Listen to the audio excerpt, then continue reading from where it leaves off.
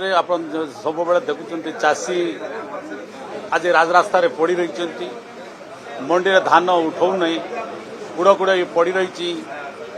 चाषी विकास कथा कहीकि double engine सरकार आसी किंतु चाषी आज रास्तार न्याय पाई लड़ुंट किंतु राज्यपाल अभिभाषण रे राज्य सरकार मिथ्या कहले जहाँकि 31 टंका रे समस्त चाषी धान उठेबा कथा कही पुस्तिकार लिखाई किंतु वास्तविक आप देखिए राज्य सरकार निजे कहते 150 क्विंटाल रु गोटे चाषी तार अधिक नियाजिब ना। आज आप देखिए चाषी संख्या वृद्धि होची आप अमल भी वृद्धि होती किंतु चाषी सरकार आउ मिलर मधुचंद्रिकार आज आप देखते अभाव बिक्री होची चाषी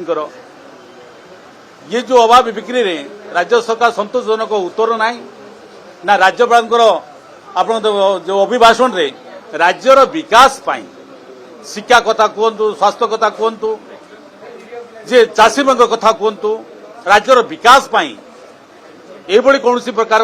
नूतन से स्थानित है नहीं तेणु आम प्रतिक्रिया हेलु जो